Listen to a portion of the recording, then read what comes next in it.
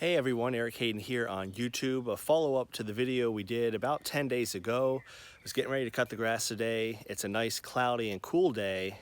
Really perfect weather for taking pictures or videos of your roses. So I'm going to give you a brief tour, show you what some of the better ones are in the garden right now.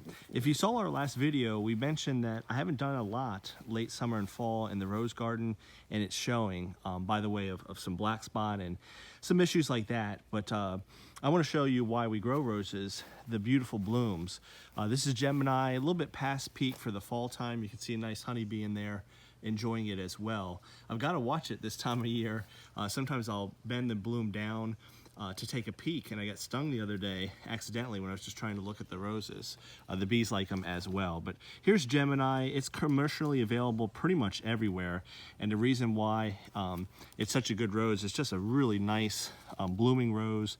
It comes in this fantastic light shade of pink with a little bit of white and a hint of yellow at the middle, and it blooms in clusters unless you remove those buds early. Here's a good example of that. So this bloom has come along really nice.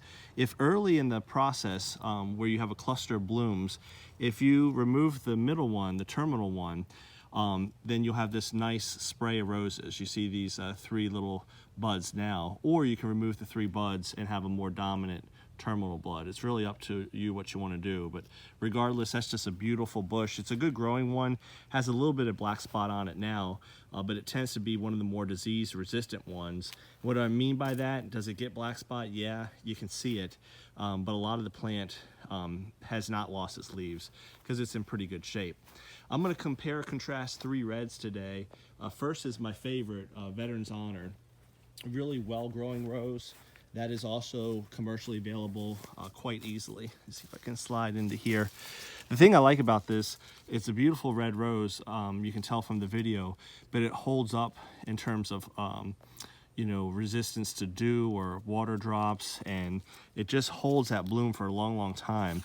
So it's a really nice red rose. It has a slight fragrance. I can't tell it. When I bring it to coworkers, they can. So it's not gonna knock you away like a Mr. Lincoln, but it holds for a long time. This is a Sport of Let Freedom Ring. This is Zach Noble's, a really nice one. So you can see it's an orange rose, and then it's sported from, got to be careful again because these bees really seem to like the roses this time of year. This is Let Freedom Ring, more of a red rose. That's the original rose. I showed you Jewel Grace in the last video. Those blooms are just about done. They're more in the open bloom variety. And this is a Sport of Moonstone. Not as much commercially available, but you can see why it does well in rose shows, and you can see the traits that Moonstone has. Nice leathery type of leaves, a nice pink multi-color rose with some white in it. I can't remember if it's the exact parents or not. Somewhere in there, Crystalline has some lineage, I think, to Moonstone. I hope I'm not wrong on that, but that's Crystalline, older white rose that was used in the florist trade. So as I kind of looking through the garden, I always try to peek at a few so I know where I'm going. So we're going to head over to this garden here. One that's a little harder to get. I got two from Wisconsin Roses. Again, Steve Singer. His site has been updated for the year. I know he's got this. This is Louise Estes. Beautiful, vibrant pink. And the thing I want to talk about this is it is a very vigorous growing rose. Gemini, Veteran's Honor, two that I mentioned, I love. They're also good growing roses. They can be found commercially online pretty easily. This one a little harder. K&M Roses has it, I think, and then Steve Singer, WI Roses for WisconsinRoses.com. And the thing I like about it, I was at my parents' last week, and they're not able to get out quite as much. But one of the most vigorous roses in the garden, again, little fertilization, little spraying. Does it get black spot? Yes. But look at this new growth, looking really good.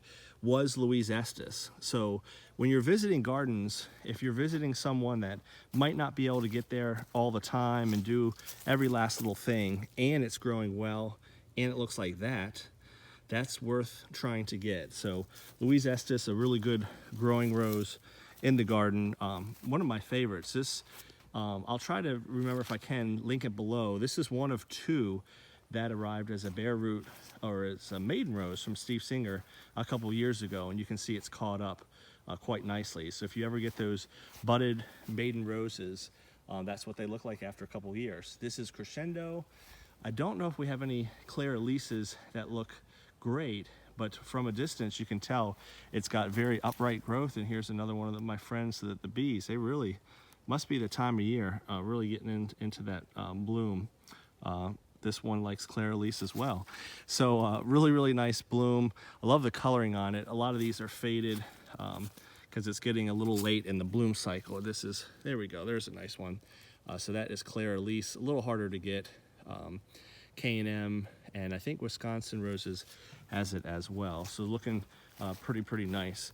I did see a couple roses over here I wanted to show. One was Marilyn Monroe. This is commercially available. It is a good exhibition rose. What we mean by that is it has a nice pinpoint center, big bloom. It tends to grow really well out toward California on the East Coast. Maybe not quite as well, especially where you have some humidity, but it does like the heat. Here in the Carolinas, when it's a hot summer, the blooms aren't as nice as this. I mentioned on previous videos, fall and spring are where you get some of your best blooms because you have the cool nights and you don't have the super hot days. But I mean, does it get better than that? This bloom has been untouched, not covered. I haven't sprayed in a while, and look at that. So, you know, your eyes in your garden might be drawn to what's wrong, the black spot and this and that. But even through that, you can have some really nice blooms when you grow these hybrid tea roses. Here's another Marilyn Monroe as well. I think it might have some lineage to Marilyn Monroe. I could be getting it confused with St. Patrick, but this is a newer rose. It's Ring of Fire. This is really nice. This is commercially available a lot of locations. Got a nice spiral to it. Again, I think one of the parents is St. Patrick. So one of the downsides on this potentially is it's a little winter tender.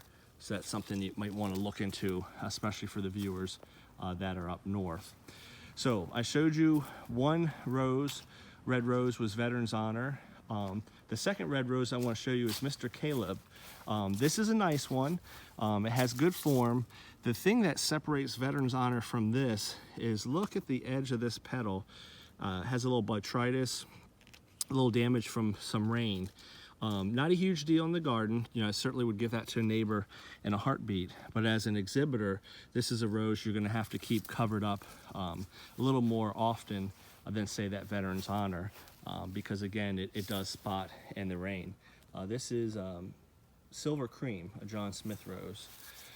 So now we're going to end this video with the fragrance garden. These two rose beds are mainly fragrant roses. Not all of them. I've got European Touch and Folklore in there, and then this is Moonstone right here. Those are not fragrant. Moonstone I won National Queen with in the fall 2015 show. And Marlin's Day is a sport of it, but you can see these just beautiful leaves. I mean, it's just a really good growing rose. Moonstone can be found most locations. It's right there, kind of like what I like to call the big three: Veterans Honor, Moonstone, and Gemini. If you just want to dabble in rose shows or just have a really nice cut flower, I would recommend those big three: Gemini, Veterans Honor, and Moonstone for sure to have in your garden. So here we get into some fragrance. This is one that's, I wouldn't say super new, but recent. Pope John Paul II. Really nice white with a hint of yellow. It is fragrant, but I've been impressed with this. I got this at Witherspoon Nursery, so this is on Dr. Huey. I think they get a lot of their stuff from Weeks.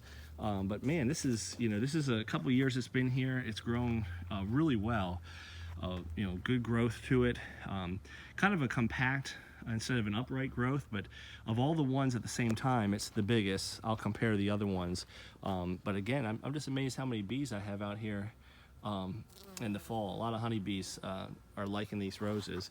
So to compare it to the other ones, again, maybe they're slightly different growth habit, but here's Pope John Paul II, got it at the same time from Witherspoon as Secret, and same time as Fragrant Cloud. So Fragrant Cloud, the weakest of the growers.